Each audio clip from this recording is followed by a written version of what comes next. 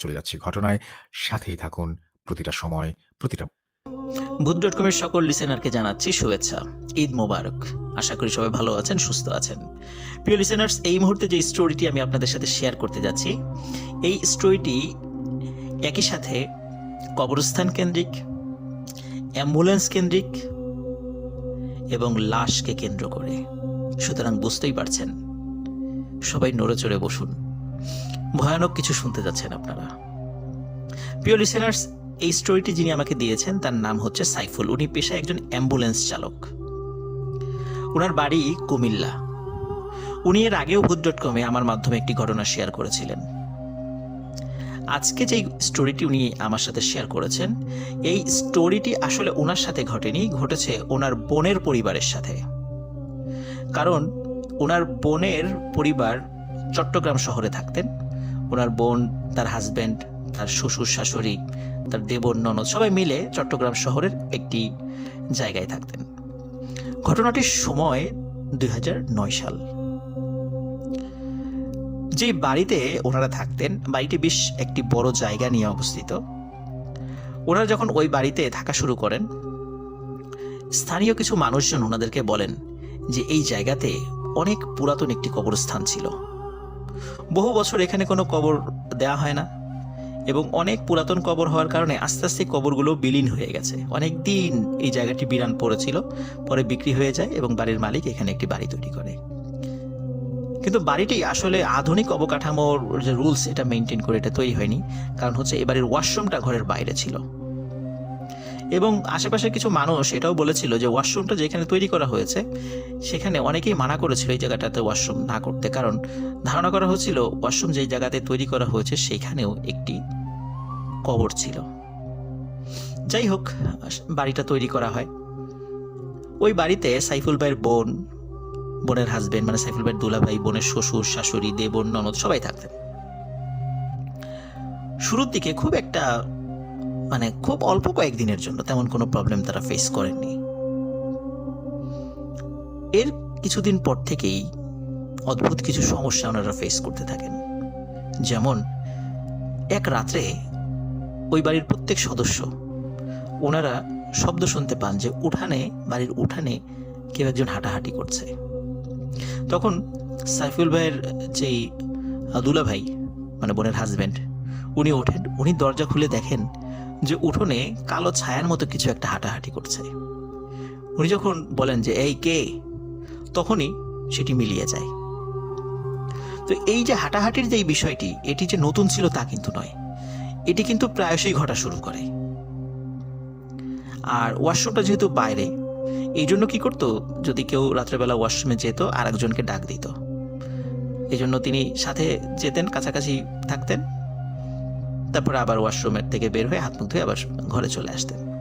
এইভাবেই তারা মোটামুটি অভ্যস্ত হয়ে গিয়েছিলেন।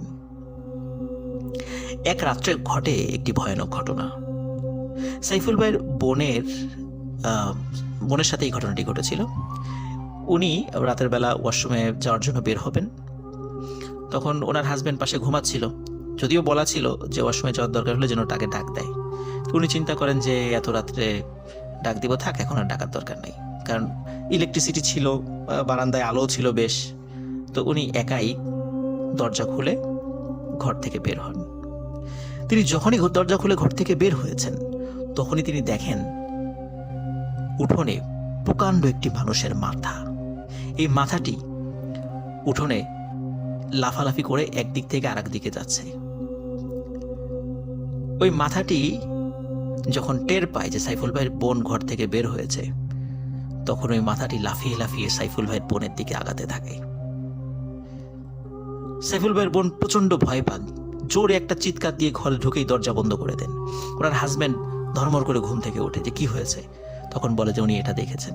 ওনার হাজব্যান্ড তখন টর্চ নিয়ে ঘর থেকে বের হন, যদিও বা ইলেকট্রিসিটি ছিল। স্বাভাবিকভাবেই দেখেন যে উঠোনে কিছুই নেই। তখন উনি ওনার স্ত্রীকে বলেন যে তোমাকে তো বলেছিলাম যে বাইরে যাওয়ার সময় আমাকে ডাক দিতে, তুমি ডাকো নাই কেন? তখন তিনি বলেন যে যেহেতু আলো ভালোই ছিল বাইরে, তো চিন্তা করেছি যে থাক, আজকে আর ডাকবো না, এই জন্য আর ডাকি নেই।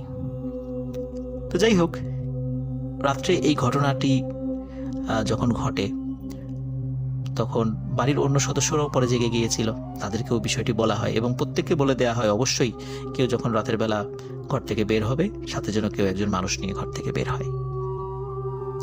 এই ঘটনার পরের দিন থেকে আরও একটি সমস্যা ওনারা ফেস করেন। রাত 2টো কি 2:30টার দিকে একজন মহিলার কণ্ঠস্বর শোনা যেত। ঘরের দরজায় টক টক টক টক শব্দ করে বলতো, চলে যা, এই বাড়ি থেকে চলে যা, থাকিস না এখানে, তাহলে কিন্তু অনেক বড় ক্ষতি হয়ে যাবে। আর মাঝে মাঝেই টিনের চালে ঢিল পড়ার শব্দ ওনারা শুনতেন এবং যখন পড়তো একসাথে বহু ঢিল পড়তো টিনের চালের উপরে। রাত্রে ঘুমাতে পারতেন না ওনারা। একটা সময় ওনারা ডিসিশন নেন এখানে ওনারা থাকবেন না, কারণ এইভাবে আসলে থাকা যায় না। এদিকে ওনারা বাসাও খুঁজছিলেন, কিন্তু এর মধ্যে ঘটে যায় আরেকটি মর্মান্তিক ঘটনা। সাইফুল ভাইয়ের বোনের শ্বশুর, উনি রাতের বেলা খাওয়া দাওয়া করার পরে ফ্রেশ হওয়ার জন্য ওয়াশরুমে যান। ওয়াশরুম থেকে ফিরে এসেই উনি বলেন যে আমার বুকে ব্যথা হচ্ছে। উনি সুস্থ মানুষ, হঠাৎ কেন বুকে ব্যথা হচ্ছে, কোনো কিছু দেখে ভয় পেয়েছিলেন কিনা, উনি কিছুই বলার আসলে সুযোগ পান নাই। বুকে ব্যথা হচ্ছে, বুকে ব্যথা বেড়ে যাচ্ছে, এই কথা বলতে বলতেই উনি মেঝেতে পড়ে যান এবং এর অল্প কয়েক মিনিটের মধ্যেই উনি পৃথিবীর মায়া ত্যাগ করে চলে যান। বাড়িতে কান্নাকাটির রোল পড়ে যায়, কিন্তু ওনাদের বাড়ি তো কুমিল্লাতে, লাশ তো কুমিল্লাতে নিয়ে যেতে হবে। এই জন্য ওই রাত্রে একটি অ্যাম্বুলেন্স ভাড়া করা হয়। অ্যাম্বুলেন্সে লাশ উঠিয়ে বাড়ির সকল সদস্য রওনা দেয় কুমিল্লার দিকে। চট্টগ্রাম শহর পার হয়ে, সীতাকুণ্ড পার হয়ে যখন গাড়ি চলা শুরু করেছে, গাড়িটি যখন ফেনীর কাছাকাছি চলে এসেছে, তখন থেকেই শুরু করে একটি ভয়ঙ্কর ঘটনা। ঘটনাটি শুরুতে এমন ছিল যে ড্রাইভার সাহেব এবং গাড়ির প্রত্যেক সদস্য ওনারা ফিল করছিলেন গাড়িটি কোনো কারণ ছাড়াই হঠাৎ করে আধা হাত বা 1 হাত উঁচু হয়ে যাচ্ছে, আবার ঠাস করে পড়ে যাচ্ছে, এবং যখন পড়ে যাচ্ছে ওনারা সবাই মানে গাড়ির মধ্যে এলোমেলো অবস্থায় হয়ে যাচ্ছিলেন আর কি। তো এমনটা কেন হচ্ছিল? গাড়ির সবাই বলছিলেন ড্রাইভার সাহেবকে, এই ড্রাইভার ভালো করে চালাও। তখন ড্রাইভার বলছে যে আমি তো ভালো করেই চালাচ্ছি, কিন্তু এমনটা কেন হচ্ছে আমি বুঝতে পারছি না। ফেনী শহরে, মূলত ওই সময় ফেনী জেলার মধ্যে গাড়িটি ছিল। হঠাৎ ড্রাইভার সাহেব লুকিং গ্লাসে দেখতে পান গাড়ির পেছনে বেশ কিছু কুকুর, 10-12টি কুকুর প্রচন্ড জোরে ঘেউ ঘেউ শব্দ করতে করতে গাড়ির পেছনে ছোটা শুরু করেছে। আর এদিকে আমরা তো জানি যে অ্যাম্বুলেন্সের পিছনে একটা মানে ব্যাক ডোর থাকে, যেটাকে আমরা ব্যাক ডালা বলি আর কি। এটি খুলে রোগী মানে অ্যাম্বুলেন্সের মধ্যে ঢোকানো হয় বা বের করা হয়, বা লাশ ঢোকানো হয়, বের করা হয়। কোনো কারণ ছাড়াই এই ব্যাক ডালাটি খুলে উঁচু হয়ে যাচ্ছিল, আর ওই পেছনে থাকা ওই কুকুরগুলো ওই অ্যাম্বুলেন্সের মধ্যে লাফ দিয়ে ঢোকার চেষ্টা করছিল। আর ওই লাশের সাথে থাকা যে সাইফুল ভাইয়ের বোন, দুলাভাই, তারপর শাশুড়ি, তারপরে ননদ, দেবর, ওনারা বারবার ওই কুকুরগুলোকে সরিয়ে দেওয়ার চেষ্টা করছিলেন এবং বারবার ওই ব্যাগডালাটি বন্ধ করার বন্ধ করে দিচ্ছিলেন। কিন্তু বন্ধ করার পরও কেন এই ব্যাগডালাটি বারবার খুলে যাচ্ছিল, কারণ ব্যাগডালাতে কোনো সমস্যা ছিল না, কিন্তু তারপরও খুলে যাচ্ছিল। কিন্তু কেন খুলে যাচ্ছিল এটি বুঝতে পারছিলেন না। একটা পর্যায়ে গাড়ির ড্রাইভার এই অ্যাম্বুলেন্সটি থামিয়ে দেন। থামিয়ে রাস্তার একটা পাশে দাঁড়ান, দাঁড়িয়ে নিচে নামেন। নিচে নামার পরে দেখা যায় ওই একটি কুকুরও আর দেখা যাচ্ছে না। কিন্তু কুকুরগুলো দেখা না গেলেও গাড়ির ওই ব্যাগডালাতে কুকুরের আঁচড় সেটি স্পষ্ট ছিল। উনি চিন্তা করেন এখানে খুব বেশিক্ষণ দেরি করা যাবে না, গাড়ি থামানোই যাবে না, যাই ঘটুক না কেন গাড়ি চালিয়ে যেতে হবে। আবার গাড়িতে উঠে গাড়ি চালানো শুরু করেন। গাড়ির মধ্যে প্রত্যেকেই মহান আল্লাহ রব্বুল আলমিনের জিকির শুরু করেন, কারণ আল্লাহ রব্বুল আলমিনের হেল্প ছাড়া খুব ভয়াবহ একটা সিচুয়েশন মানে তাদের সাথে ঘটে যেতে পারে, এবং যে ঘটনাগুলো ঘটছিল তাতে আল্লাহ রব্বুল আলমিন ছাড়া তাদেরকে উপকার করার মতো আসলে কেউ ছিল না। গাড়ি চলছে। গাড়ি যখন নোয়াখালীর কাছাকাছি চলে আসে তখন ওই গাড়িটা একটু যাত্রা বিরতির প্রয়োজন হয়। যাত্রা বিরতি যখন দিয়েছে, দেওয়ার পরেই প্রচণ্ড শব্দে গাড়ির দুটি টায়ার ব্লাস্ট হয়ে যায়। ড্রাইভার এবং আরো অন্যান্য যারা ছিলেন তারা গাড়ির কাছে চলে আসেন, এসে দেখেন গাড়ির দুটো টায়ার পাংচার হয়ে গেছে। এবং অদ্ভুত ব্যাপার হলো, গাড়ির টায়ার পাংচার হওয়ার একটা বিষয়টা স্বাভাবিক ছিল না। কারণ হচ্ছে তারা গাড়ির টায়ারের দিকে তাকিয়ে দেখে কোনো ভয়ানক প্রাণী তার শক্তিশালী সুচালো দাঁত দিয়ে টায়ারের উপর কামড় দিয়ে টায়ারের একটি অংশ ছিঁড়ে নিয়ে চলে গেছে। এবং শুধু যে একটি টায়ারের সাথে বিষয়টি হয়েছিল তা কিন্তু নয়, দুটি টায়ারের সাথে একই ঘটনা ঘটে। মজার বিষয় হচ্ছে যে ওই গাড়িতে দুটি স্পেয়ার টায়ার ছিল। যদি একটি টায়ার থাকতো তাহলে খুব বিপদ হয়ে যেত। ওই রাত্রে দুটি টায়ার ছিল, দ্রুত ওই দুটি টায়ার গাড়িতে রিপ্লেস করা হয় এবং তারা ওইখান থেকে বের হয়ে যান।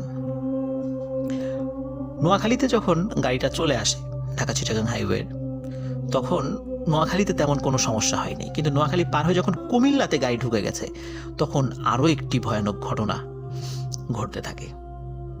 গাড়ির প্রত্যেকে এবং ড্রাইভার সে নিজেও দেখতে থাকে যে তাদের গাড়ির সামনে প্রায় 20-25 হাত দূরে গাড়ি কিন্তু চলছে, এবং যে ভয়ানক জিনিসটা দেখতে থাকে সেটি হচ্ছে একটি লাশ দেখতে পান। সেই লাশটি সাদা কাপড়ে মোড়ানো ছিল। এই লাশটিও শূন্যে ভাসছে, গাড়ি আগাচ্ছে, ওই লাশটিও সামনের দিকে এগোচ্ছে, এবং লাশটি একবার ডান পাশে একবার বাম পাশে যাচ্ছিল। এবং কোনো একটা ভয়ানক আওয়াজ তারা শোনেন, এবং সেই আওয়াজটি এমন ছিল, তোদের গাড়িতে থাকা লাশটি দিয়ে যা, নাহলে কিন্তু সবাই মরবি। এই গাড়িটা এখন অ্যাক্সিডেন্ট হবে, যদি বাঁচতে চাস লাশ দিয়ে যা।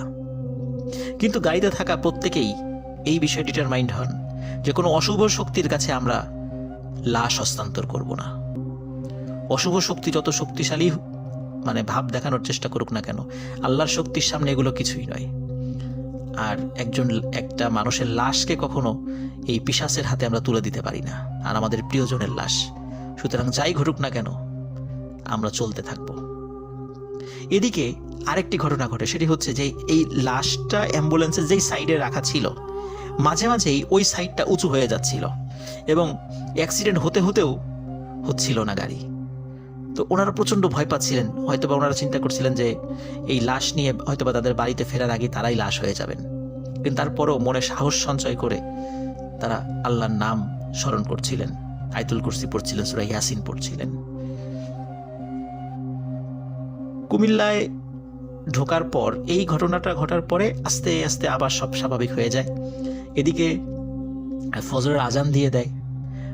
গ্রামের বাড়িতে পৌঁছাতে পৌঁছাতে তাদের সকাল প্রায় 8টা বেজে যায়। বাড়িতে লাশ নিয়ে যাওয়ার পরে লাশকে গোসল করানো হয়, জানাজা পড়ানো হয়, এবং যথাযথ ধর্মীয় মর্যাদার সাথে লাশকে কবরস্থানে দাফন করা হয়। ওই রাত্রে আরো একটি ভয়ঙ্কর ঘটনা ঘটে।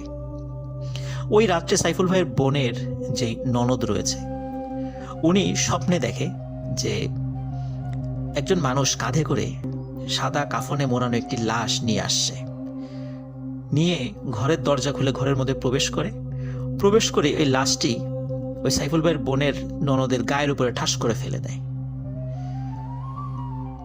এই স্বপ্নটি দেখার সাথে সাথে উনি ধর্মর করে উঠে বসেন, উঠে দেখেন একটি ভয়ানক ঘটনা, যেটি দেখার জন্য উনি মোটেও প্রস্তুত ছিলেন না। উনি দেখেন এই স্বপ্নে যে লাশটি কোনো একজন মানুষ ওনার গায়ের উপরে ফেলেছে, এই লাশটি ওনার পাশেই রাখা। প্রচন্ড ভয় পেয়ে উনি এক চিৎকার দেন। ঘরের লোকজন ওনার রুমে চলে আসে, এসে দেখে সবকিছু স্বাভাবিক। বলে কি হয়েছে? তখন উনি বলেন স্বপ্নে এটা দেখেছেন, এবং স্বপ্ন দেখার পরে বাস্তবেও এই জিনিসটা উনি দেখেছেন। তখন ঘরের মানুষ তাদেরকে সান্ত্বনা দেন, বলে ও কিছু না, ভুল দেখেছ, স্বপ্ন তো স্বপ্নই। যাই হোক, পরের দিন ঈশান নামাজের আজানের পরে ঘটে আরেকটি ঘটনা। এই ঘটনাটি ঘটে সাইফুল ভাইয়ের বোনের শাশুড়ির সাথে। উনি ঈশান নামাজের জন্য অজু করতে উনি টিউবওয়েলে যান।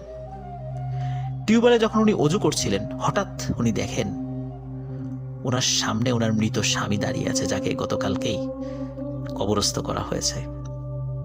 শুধু যে দাঁড়িয়ে আছে তা নয়, কাছে এসে খপ করে ওনার হাত চেপে ধরে এবং বলে, চল আমার সাথে, আমি একা একা থাকতে পারছি না, আমার খুব কষ্ট হচ্ছে, তোকে নিয়ে যাব। উনি প্রচন্ড জোরে একটা চিৎকার দেন এবং সেন্সলেস হয়ে পড়ে যান। ঘরের মানুষজন, কারণ তখন তো আসলে কেউ ঘুমায় নাই, তখন তো আর খুব বেশি রাত না, সবাই চলে আসে, এসে দেখে কলপারে সাইফুল ভাইয়ের বোনের শাশুড়ি পড়ে আছে। তাকে ধরাধরি করে ঘরে নিয়ে আসে বাড়ির সবাই। তাকে যখন জ্ঞান ফেরানো হয়, বলে কি হয়েছে, তখন উনি বিষয়টি খুলে বলেন। তখন সবাই সান্ত্বনা দেয় যে বাবা তো মারাই গেছে, মৃত মানুষ তো কখনো ফিরে আসতে পারে না, তুমি ভুল দেখেছো, কারণ আগের রাত্রে এতগুলো ঘটনা ঘটেছে, তারপর ওই বাড়িতে এত ঘটনা ঘটেছে, আসলে আমাদের সকলের মনের মধ্যে এই বিষয়টা এমনভাবে গেঁথে গেছে যে আমরা সবাই উল্টাপাল্টা দেখছি। কিন্তু সাইফুল ভাইয়ের বোনের শাশুড়ি বারবার বলছিল, না আমি ভুল দেখি নাই, আমি যেটা দেখেছি ঠিকই দেখেছি। যাই হোক, সবাই তাকে সান্ত্বনা দেন। এই ঘটনার মোটামুটি আর তারপর 3-4 দিন কিছু হয় নাই। 5 দিন পরে আরেকটি ঘটনা ঘটে। সেটি হচ্ছে, এই সাইফুল ভাইয়ের বোনের শাশুড়ি একটি স্বপ্ন দেখেন। উনি রাত্রেবেলা স্বপ্ন দেখেন যে ওনার মৃত স্বামী কবর ভেঙে একা একাই উঠে আসছে এবং ওনার কাছে এসে বলছে, আমার একা একা থাকতে অনেক কষ্ট হচ্ছে, চল আমার সাথে চল, তোকে নিয়ে যাব। ঘুমের মধ্যেই উনি চিৎকার করছিলেন এবং বাস্তবে উনি ওই ঘুমের মধ্যে চিৎকার উনি করছিলেন, সেটা বাস্তবেও সেটা উনি আসলে করছিলেন। ঘরের লোকজন চলে আসে ওনার রুমে। তখন কি হয়েছে, তখন উনি বলেন যে, তখন ঘুম ভেঙে যায়, বলে যে উনি স্বপ্নের মধ্যে এই জিনিসটা দেখেছেন। বলে ঠিক আছে, আগামীকালকেই একজন ভালো হুজুরের কাছে নিয়ে যাওয়া হবে, তার কাছ থেকে পরামর্শ নেওয়া হবে যে কি করা যায়। একজন ভালো হুজুরের কাছে নিয়ে যাওয়া হয়। তো হুজুর এই যিনি মারা গেছেন সাইফুল ভাইয়ের বোনের শ্বশুর, তার জন্য দান খয়রাত সাদকা এগুলো করতে বলেন এবং যারা বিভিন্নভাবে ভয় পাচ্ছিলেন প্রত্যেককেই একটি করে তাবিজ দেন এবং বলেন যে তাবিজটা সাথে রাখবেন, আর ওই যে চট্টগ্রামের ওই বাড়িতে আর থাকা যাবে না, ওখানে আপনার থাকবেন না, থাকলে আরও অনেক ক্ষতি হবে। তো যাই হোক, ওখানে ওনারা থাকেন নাই, আর এরপর থেকে আর কোনো ঘটনাও ঘটেনি। 2009 সালে এই ঘটনাটি ঘটেছিল। তো যেটি সাইফুল ভাই আমাকে বলেছেন, উনি পেশায় একজন অ্যাম্বুলেন্স চালক, উনি আরও কিছু ঘটনা আমাকে দেবেন বলেছেন। তো আশা করি প্রিয় লিসেনার্স, আপনাদের সবার ঘটনাটি ভালো লেগেছে। সবাই ভালো থাকবেন, সুস্থ থাকবেন। আসসালামু আলাইকুম।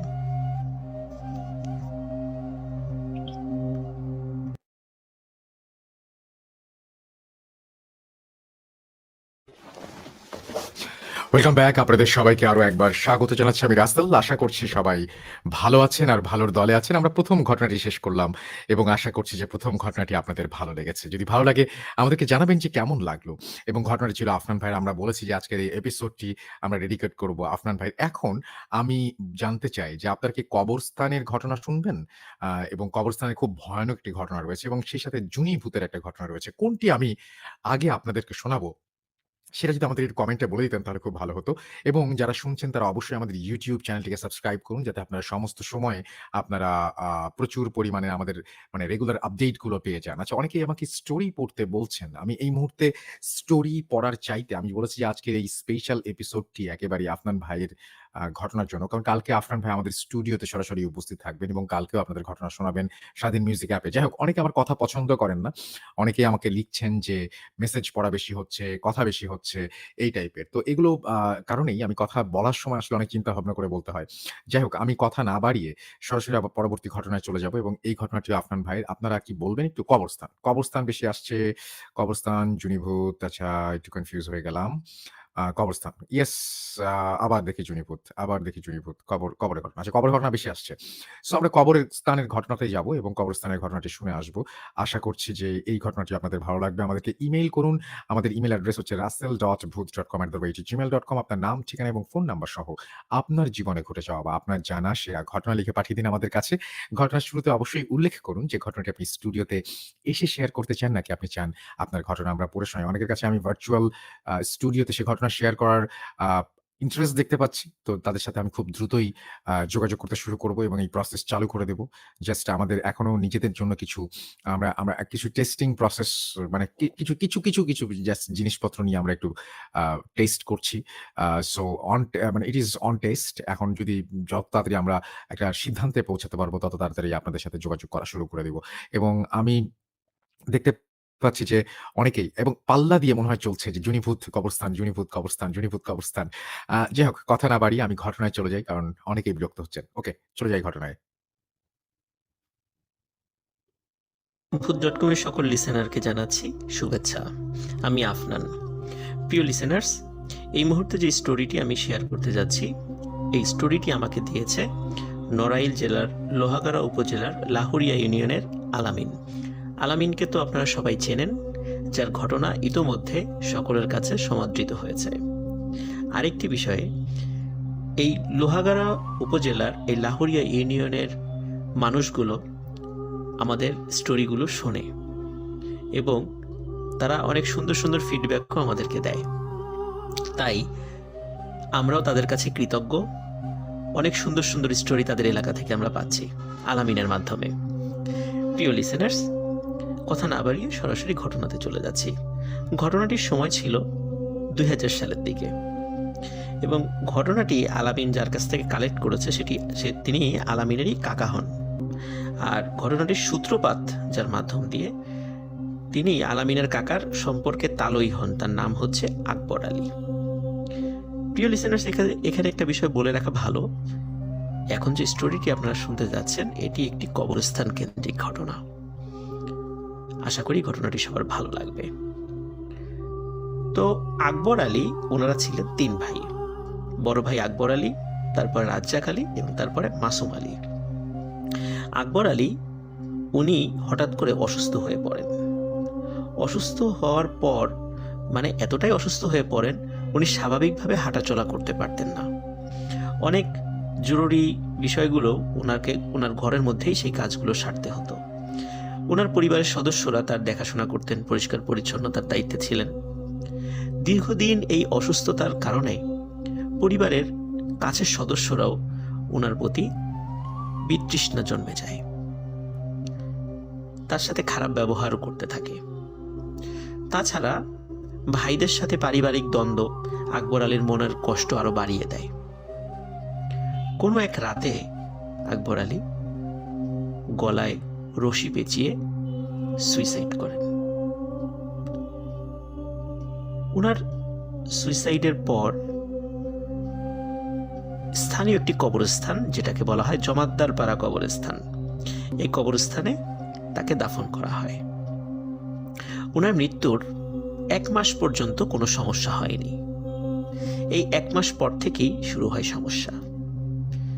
প্রিয় লিসেনার্স, ঠিক এক মাস পর যে ঘটনাটি ঘটে সেটি দিয়ে শুরু করতে যাচ্ছি। একটু আগে বলেছি আকবর আলীর ওনারা 3 ভাই ছিলেন।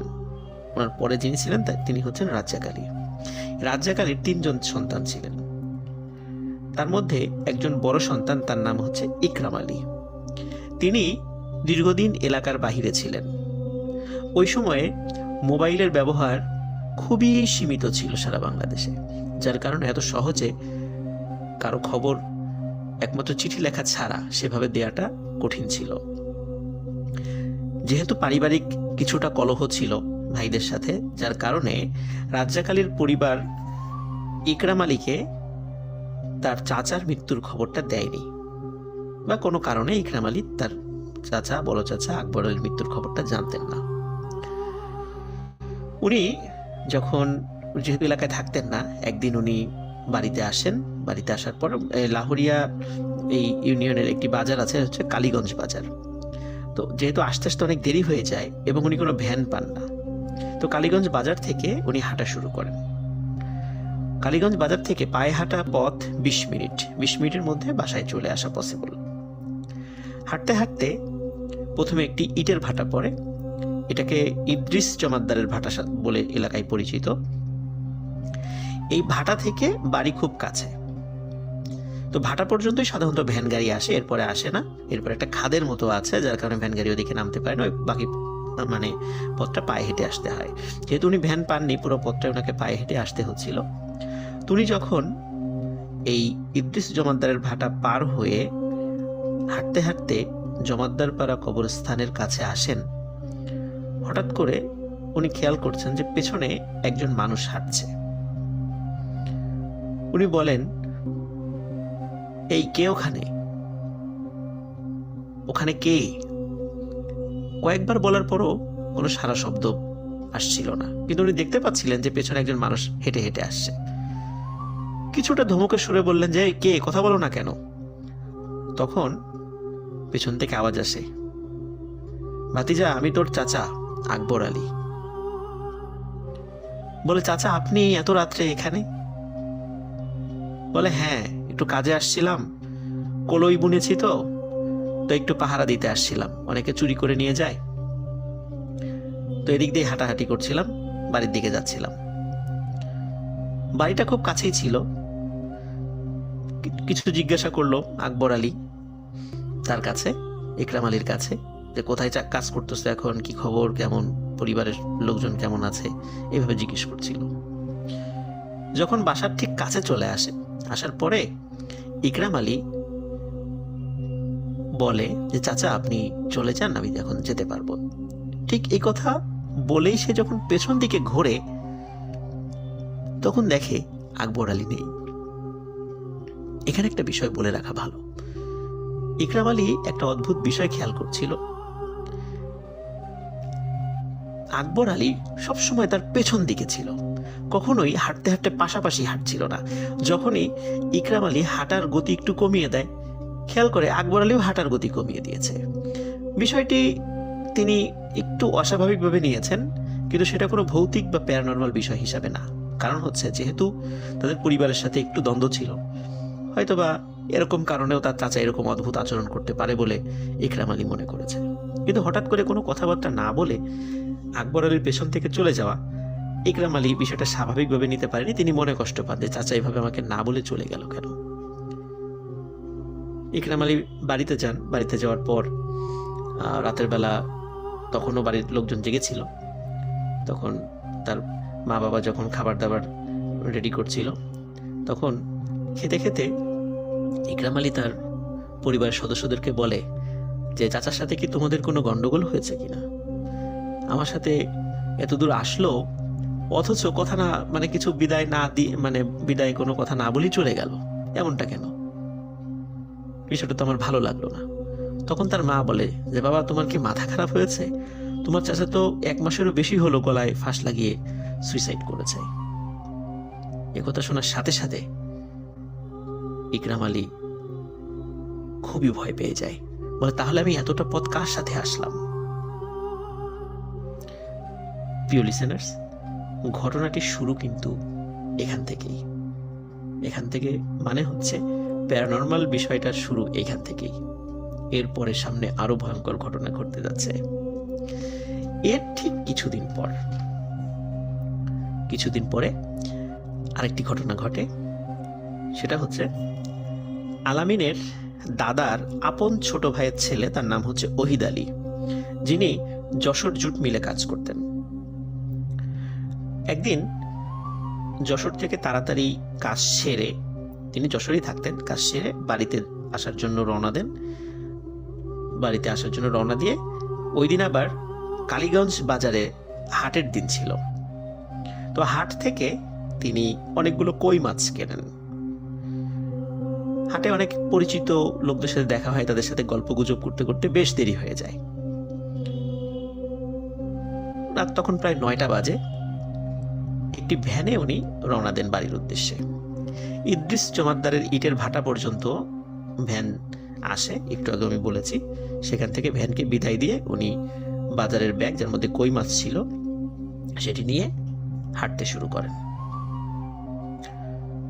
ওই দিন আকাশ থেকে গুড়ি গুড়ি বৃষ্টি নামছিল, তাই পথ কিছুটা পিচ্ছিল ছিল। উনি যখন হাঁটতে হাঁটতে কবরস্থানের কাছে আসেন, হঠাৎ করে পা পিছলে তিনি পড়ে যান এবং তার হাতে থাকা ব্যাগের মধ্য থেকে বিভিন্ন জিনিসপত্র, স্পেশালি কই মাছগুলো ছড়িয়ে ছিটিয়ে যায় এবং কই মাছগুলো রাস্তার এপাশ ওপাশ লাফালাফি করতে থাকে।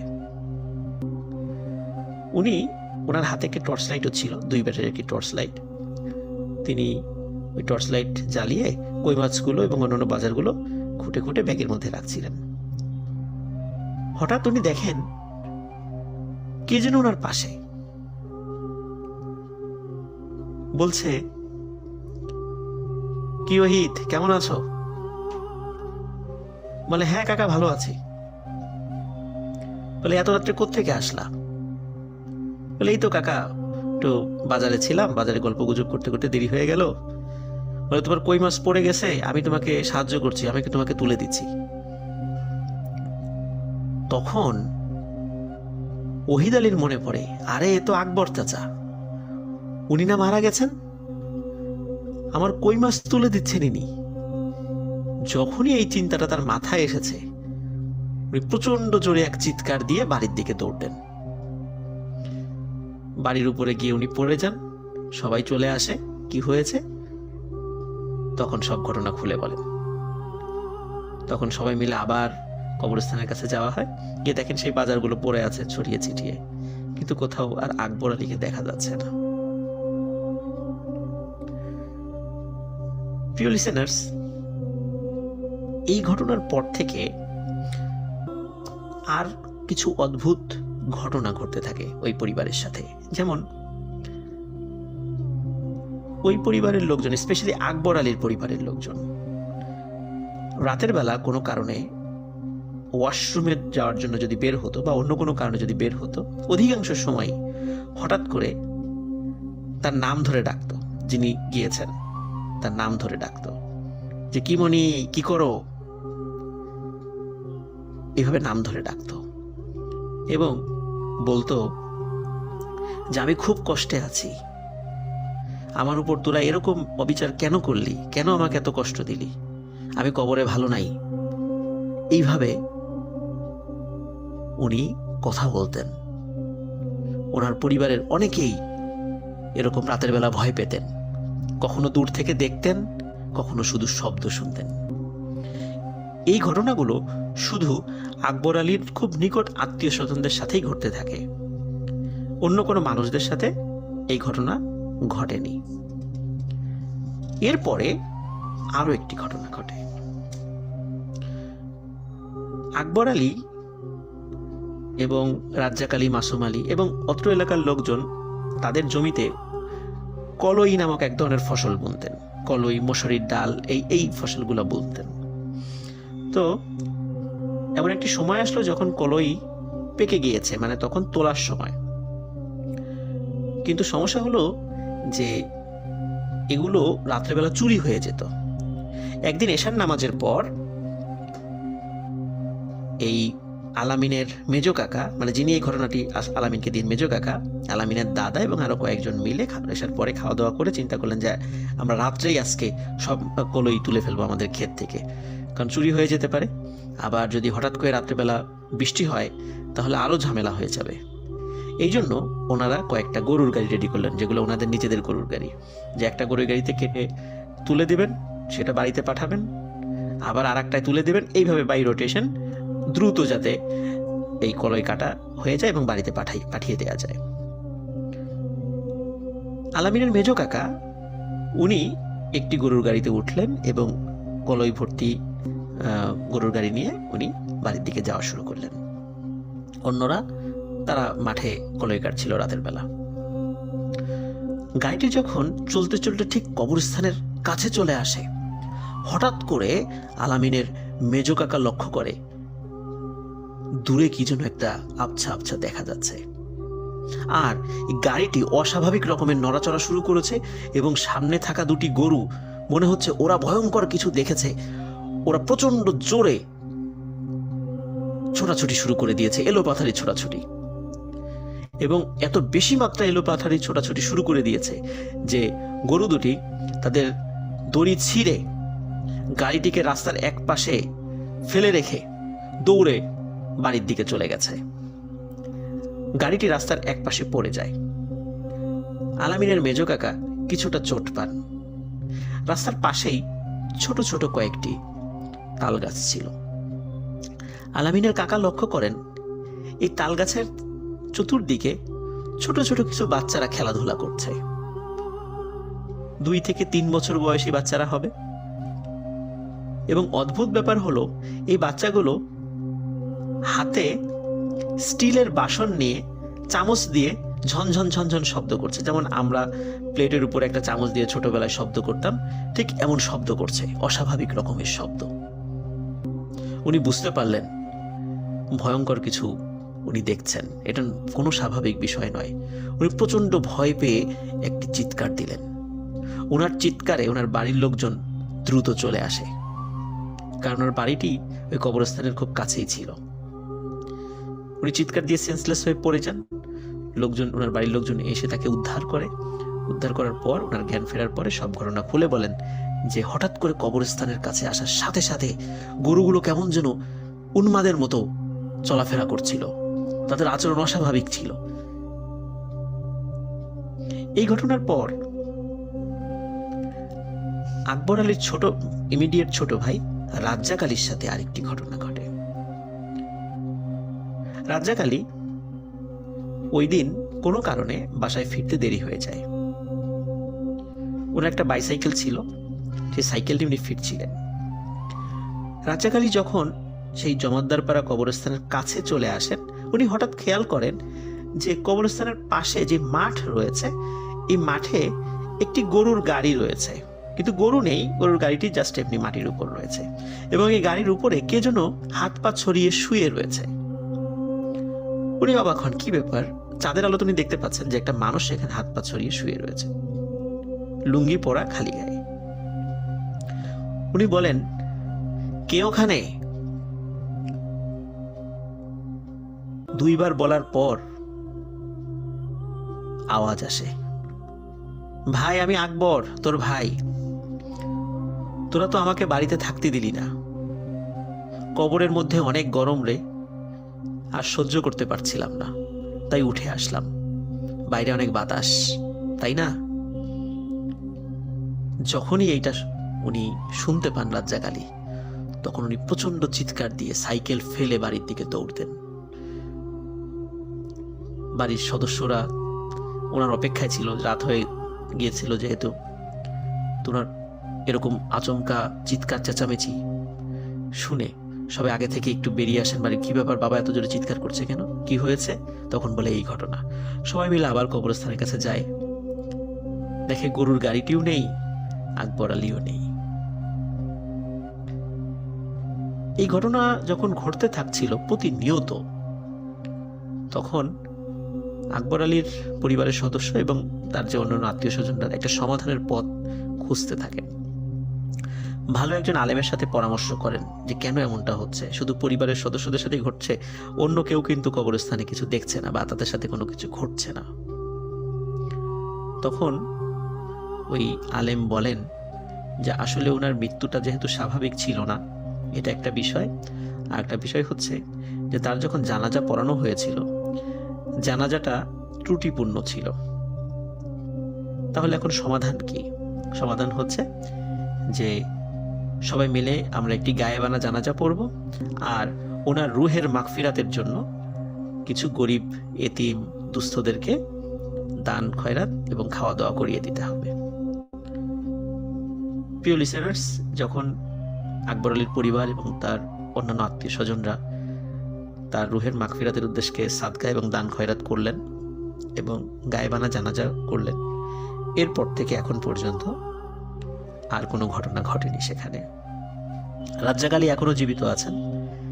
তার কাছ থেকে আলামিন তার রাজ্জাক আলীর সাথে যে লাস্ট যে ঘটনাটি ঘটেছিল সেটা সত্যতা নিশ্চিত করেছেন। আমরা যে স্টোরিটি এখন শেয়ার করলাম, লাহোরিয়া ইউনিয়নের অনেকেই এই স্টোরিটি শুনতে পাচ্ছেন বা শুনছেন, তাদের সকলকে শুভেচ্ছা রইল।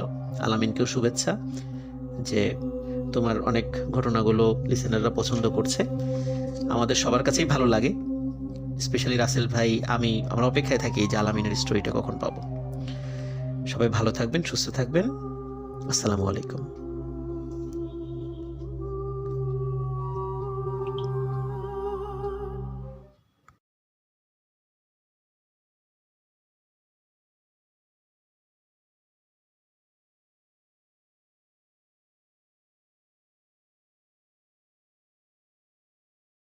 আরো একবার আপনাদের সবাইকে স্বাগত জানাচ্ছি আমি রাসেল। আশা করছি সবাই ভালো আছেন এবং ভালোর দলে আছেন। ঘড়িতে সময় রাত 12:47 এবং আমাদের শেষ ঘটনাটি আমরা শুনবো। সময় অনেকটা গড়িয়ে গেছে।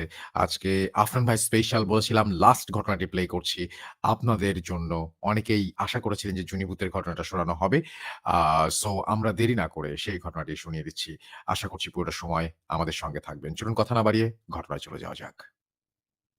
বিয়ে করতে দেব না, দেব না, দেব না। প্রিয় লিসেনার্স,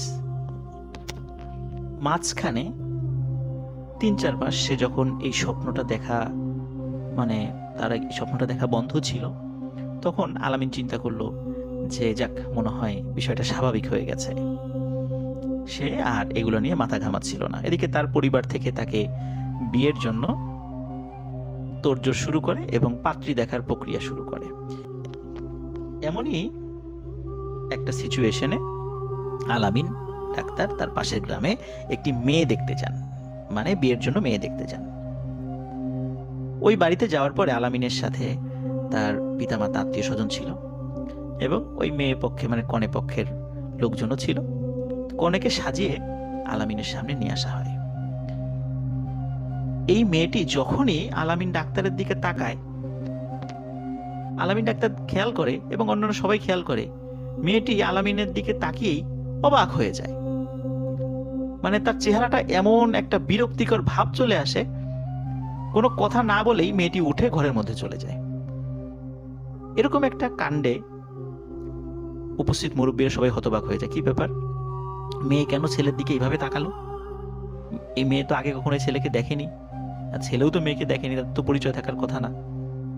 আর মেয়ে এইভাবে উঠে চলে গেল কেন, বিরক্ত হয়ে? তখন কয়েক মিনিটের মধ্যে ভেতর থেকে এসে এক মুরব্বী জানালো যে এই বিয়েটি হবে না, আপনারা চলে যেতে পারেন। আসলে কেন হবে না এই প্রশ্ন যখন করা হয়েছে, তখন ওই মেয়ের পক্ষ বলছে যে এই প্রশ্নের উত্তর আমরা এখন দিতে পারবো না। ওই মেয়েটির মা বাবা যখন মেয়েকে প্রশ্ন করেছে যে মা, তুমি কেন উঠে চলে আসলা এইভাবে, কেন ওই ছেলের দিকে এইভাবে তুমি তাকালা, তখন ওই মেয়েটি বলছে যে আপনারা ছেলে কোথায় দেখলেন? ওটা তো একটা মেয়ে, আর মেয়ের সাথে কখনো বিয়ে হওয়া সম্ভব আর একটা মেয়ের? তার পিতামাতা বলে যে মা, তোমার কি মাথা খারাপ হয়ে গেছে? আমরা সবাই সেখানে বসে আছি, একটা ছেলে শার্ট প্যান্ট পরা বসে আছে আমাদের সামনে, দিব্যি জলজান্ত একটা মানুষ, তুমি তাকে মেয়ে দেখছো? বলে হ্যাঁ, আমি মেয়ে দেখছি তাকে। আমি দেখলাম সালোয়ার কামিজ পরা, হাতে চুড়ি, কানে দুল, মাথায় ওড়না দিয়ে আমার সামনে একটা মেয়ে বসে আছে। আমি তো তাকেই দেখছি, আমি তো কোনো পাত্রকে দেখি নাই। তখন ওই মেয়ের পিতামাতা ওই মেয়েকে বলে, মা, তোমার মাথাটা মনে হয় খারাপ হয়ে গেছে, তোমাকে চিকিৎসা করাতে হবে। তো কিন্তু মেয়েটি তাকে বোঝাতে পারছে না যে আসলে সে আলামিনকে দেখেনি, সে দেখেছে জুনিকে।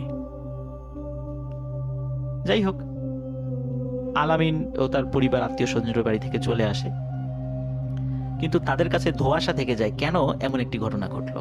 তারা কিন্তু এই বিষয়টা জানে না। কয়েকদিন পর আর একটা গ্রামে তারা মেয়ে দেখতে যায়। মেয়ে দেখতে যাওয়ার পরে সেখানেও ঘটে একই ঘটনা। মেয়েটি আলামিনের দিকে তাকিয়ে চিৎকার করে ওঠে, বলে এটা কে? বলে এটা পাত্র। মেয়ে কোনো কথা না বলে ওখান থেকে উঠে চলে যায় রাগ করে। তখন মেয়ের পিতামাতা যখন মেয়েকে জিজ্ঞেস করে, আত্মীয় জিজ্ঞেস, তুমি উঠে চলে আসলা কেন? বলে আপনারা আমার বিয়ের জন্য একটা মেয়েকে ধরে নিয়ে আসছেন। সবাই অবাক হয়ে যায়, মেয়ে কোথায়? ছেলে, আলামিন ডাক্তার, সবাই চেনে তাকে। কিন্তু মেয়ে বলেন না, আমি কোনো ছেলেকে দেখিনি, আমি ওখানে মেয়েকে দেখেছি। সালোয়ার কামিজ পরা, হাতে চুড়ি পরা, কানে দুল পরা, মাথায় ঘোমটা দিয়ে একটা মেয়েকে দেখেছি, এবং মেয়েটি ছিল যথেষ্ট সুন্দরী একটা মেয়ে, ওখানে কোনো ছেলে ছিল না। তখন ওই মেয়ের পরিবার থেকে ও বিষয়টা চেপে যায়, কারণ হচ্ছে সবাই বলবে যে এই মেয়ের মাথায় সমস্যা আছে, পরবর্তীতে অন্য কোথাও বিয়ে হবে না। এর কিছুদিন পর 3 নাম্বার মেয়ের বাড়িতে দেখতে যায় আলামিন ও তার পরিবারেরা। আলামিনরা বুঝতে পারছে না কেন এমনটা হচ্ছে, কেন ওই মেয়ের পক্ষ থেকে তাদের কাছে খোলাসা করে কিছু বলা হচ্ছে না। আলামিন অবাক হচ্ছে যে মেয়েরা কেন তাকে দেখে ভয় পাচ্ছে, এরকম অদ্ভুত ভাবে তাকাচ্ছে, কেন উঠে যাচ্ছে, এটা আলামিন তখনও বুঝতে পারেনি। তৃতীয় নাম্বার বাড়িতে গিয়ে সবার কাছে সেই বিষয়টি পরিষ্কার হয়। প্রথম দুটো মেয়ে মজলিসে কিন্তু কিছু বলেনি, কিন্তু এবারের মেয়েটি যখনই আলামিনের দিকে তাকিয়েছে তখন সেও চিৎকার করে বলে ওঠে যে আপনারা আমার বিয়ের জন্য একটা মেয়েকে নিয়ে আসছেন। উপস্থিত 30-40 জন মানুষ ওই মেয়ের কথা শুনে অবাক হয়ে যায়, কারণ আগের দুটো মেয়ে তো সামনে কিছু বলেনি, ঘরে বলেছে। এই মেয়ে সামনে বলে ওঠে যে এটা কি আপনারা ফাজলামি পেয়েছেন, একটা মেয়েকে নিয়ে আসছেন আর একটা মেয়ের সাথে বিয়ে দিতে। সবাই অবাক হয়ে যায় এবং বলে যে মেয়ে কোথায়, এই যে দেখো ছেলে। কিন্তু ওই মেয়েটি বলে না, আমি দেখছি এটা একটা মেয়ে। যাই হোক, সেখানেও বিয়ে হয় না। এইবার আলামিন এবং তার পরিবাররা আগের দুটো পরিবারের সাথে যোগাযোগ করে যে আচ্ছা আপনাদের বাড়ির মেয়েরা কেন উঠে গিয়েছিল। তখন তারা বলে কি বলবো বাবা, আসলে এই ঘটনা, তোমরা মেয়েকে পাগল বলবা এই চিন্তা করে আমরা বিষয়টা চেপে গেছি, বলি নাই। তখন আলামিন বুঝতে পারে যে আসলে ওই মেয়েরা যাকে দেখছে সে তো আসলে জুনি। ওই মেয়েরা আলামিনকে দেখছে না, দেখছে জুনিকে। এর মধ্যে আলামিনের একটা অদ্ভুত পরিবর্তন চলে আসে। সেটা হচ্ছে ওর আচার আচরণে কিছুটা মেয়েলি ভাব চলে আসে। এই কারণে গ্রামে গঞ্জে সে যখন ডাক্তারি করতে যেত, বিভিন্ন বাড়িতে যেত, তখন অনেকেই তাকে টিটকারি করে হিজরা আলামিন বলে সম্বোধন করত। এটা আলামিনের কাছে খুবই কষ্ট লাগতো। এবং একটা সময় সে কি করলো, সে ওই শালনগর তার যে চেম্বারটা ছিল সেখানে বসা ছেড়ে দেয়। সে বাড়িতে থাকে সব সময়। বাড়িতে যদি কোনো রুগী আসে সে দেখে, এবং খুব প্রয়োজন হলে সে বাহিরে কোনো বাসায় রুগী দেখতে যায়। এর বাইরে সে আর চেম্বারে বসে না। এভাবেই চলে যাচ্ছিল দিনের পর দিন। কখনো কখনো আলামিনের স্বপ্নে সেই জুনিভূতটা আসতো, এসে কথা বলতো যে তুই যতদিন বেঁচে থাকবি আমাকে স্বপ্নে দেখবি, কিন্তু তোকে আমি কখনোই বিয়ে হতে দেব না।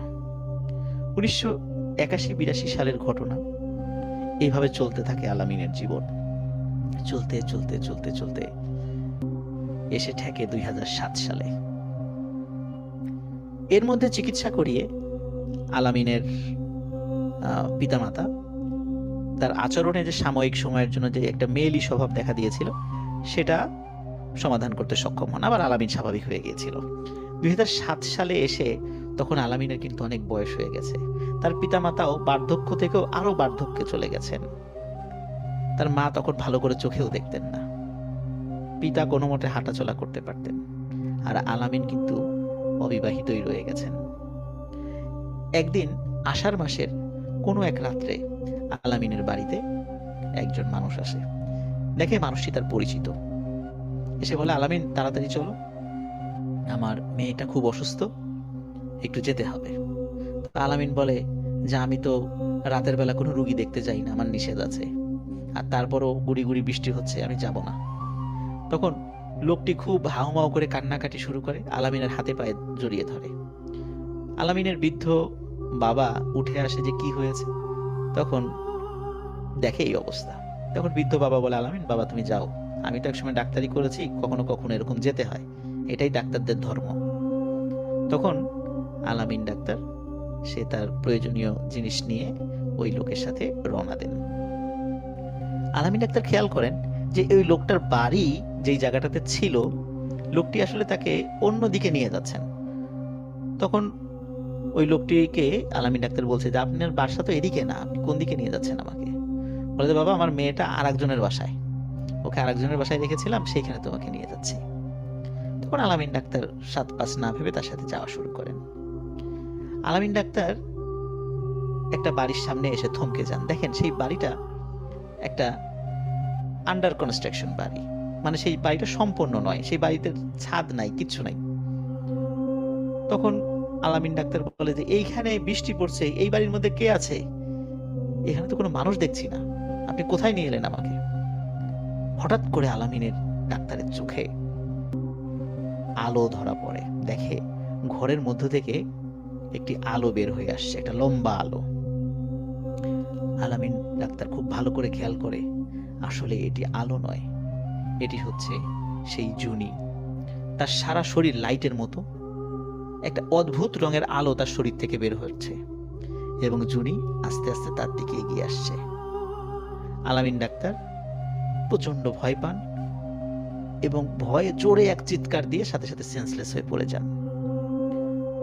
ওদিকে সারা রাত আলামিন ডাক্তার যেহেতু ফিরে আসে না, তার বৃদ্ধ পিতামাতা খুব উদ্বিগ্ন হয়ে পড়েন। ভোরের আলো ফুটতেই তার পিতা পাশের প্রতিবেশীদেরকে ডেকে তোলেন এবং সব ঘটনা খুলে বলেন যে রাত্রে একজন এসে আলামিনকে নিয়ে গেছে, আলামিন তো বাড়িতে ফেরেনি। যেহেতু আলামিনের একটা সমস্যা ছিল, অনেকেই সেটা জানতো, যার কারণে তারাও আলামিনকে খুঁজতে বের হয়ে যান। এখন যেই লোক ডাকতে এসেছিল তার বাড়িতে যাওয়ার পরে দেখে সেই লোক দিব্যি বাড়িতে ঘুমাচ্ছে। তাকে যখন জিজ্ঞেস করা হয়, সে বলে, না তো, আমি তো আলামিনকে ডাকতে যাই নাই, আর আমার মেয়ে তো সুস্থ। তখন সবার সন্দেহ ঘনীভূত হয়, সবাই মনে করে জুনি আবার ফিরে এসেছে, জুনি আবার আলামিনের কোনো ক্ষতি করবে। সবাই তন্ন তন্ন করে গ্রামে খুঁজতে থাকে, কিন্তু কারো ধারণাই ছিল না ওই আন্ডার কনস্ট্রাকশন ওই বাড়িতে আলামিনকে পাওয়া যেতে পারে। অনেক খোঁজাখুঁজি করার পর আলামিনকে একজন রাখাল দেখতে পান। তিনি সবাইকে খবর দিলে আলামিনকে উদ্ধার করে তার বাড়িতে নিয়ে আসা হয়।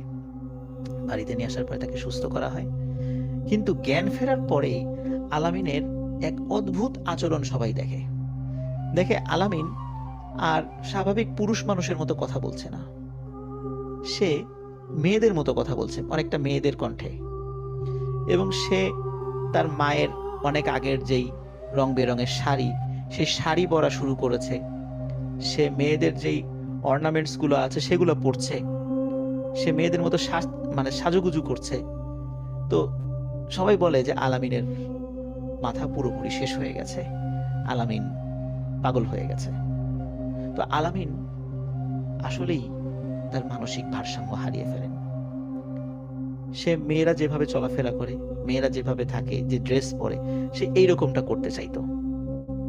মানুষ তাকে দেখে হাসতো, তুচ্ছ তাচ্ছিল্য করত, যার কারণে সে আরো বেশি অসুস্থ হয়ে পড়ে। আর আলামিনের তো বয়সও হয়ে গিয়েছিল বেশ, কারণ 1980-82 সালের দিকে তার বয়স ছিল 30-32 বছর, আর 2007 সালে এসে তার বয়স কত হতে পারে আপনারা নিশ্চয়ই বুঝতে পারছেন কতটা বছর পার হয়ে গেছে।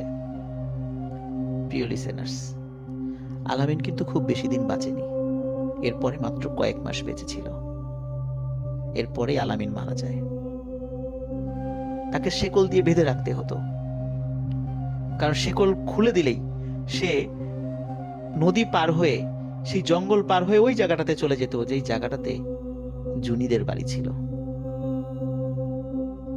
প্রিয় লিসেনার্স, আলামিন মারা গিয়েছে, তার পিতামাতাও মারা গিয়েছে, আলামিনের ভাইয়েরা এখনো জীবিত আছেন। তার পরিবারের অনুমতি সাপেক্ষেই ভূত.com-এ এই গল্পটি শেয়ার করা হয়েছে।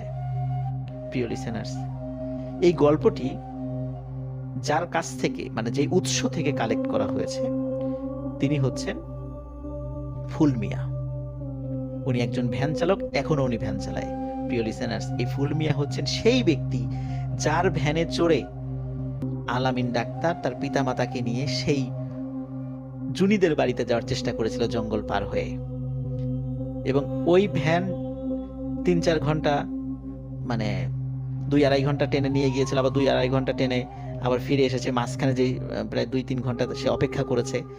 তো এই ফুল মিয়ার সামনেই এই পুরো ঘটনাটি ঘটেছিল, বিশেষ করে ওই রাত্রের ঘটনা, যেই রাত্রে আলামিন বুঝতে পারে সে আসলে এক অশরীরীর পিছনে পড়ে গেছে, এর কোনো ফলাফল নেই। এই ফুল মিয়ার কাছ থেকেই আমাদের যিনি গল্প সংগ্রাহক আলামিন, তিনি এই ঘটনাটি সংগ্রহ করেছেন। প্রিয় লিসেনার্স, আমরা এখনো জানতে পারিনি যে এই মানুষগুলো ওই জুনিকে ডিস্টার্ব করত, তাদের পরিণতি কি হয়েছিল, বা জুনি কি মাঝে মাঝেই ফিরে আসে, জুনি কি মাঝে মাঝেই কোনো মানুষকে এরকম তার শিকার বানায়। আমরা চেষ্টা করছি, তবে আমরা একটা ক্লু পেয়েছি। যেই মুরব্বী আলামিনকে বলেছিল, মানে আলামিন ডাক্তারকে বলেছিল যে তুমি তো জুনি ভূতের পাল্লায় পড়ে গেছো, সে আবার ফিরে এসেছে। তার মানে হচ্ছে সে মাঝে মাঝেই ফিরে আসে, হয়তোবা এখনো সে কারো সাথে এরকম ছলনা করছে। প্রিয় লিসেনার্স, জুনির সাথে যা ঘটেছিল আমরা কখনোই সেটা চাই না কারোর সাথে ঘটুক। এমন নির্মম ঘটনা কারোর সাথে ঘটুক আমরা কখনোই চাইবো না, কিন্তু এটাও চাইবো না কোন নিরপরাধ মানুষ কোনো কারণে শাস্তি পাক। লিসেনার্স, আমরা চেষ্টা করব জুনির পরবর্তী কোনো ঘটনা শেয়ার করার, যদি আমরা সেটা পাই। সেটা জুনির দ্বিতীয় একটা এপিসোড হবে। গল্পটি কেমন লাগলো জানাবেন। সবাই ভালো থাকবেন, সুস্থ থাকবেন। আবারও হ্যালোইনের শুভেচ্ছা জানাচ্ছি। আসসালামু আলাইকুম।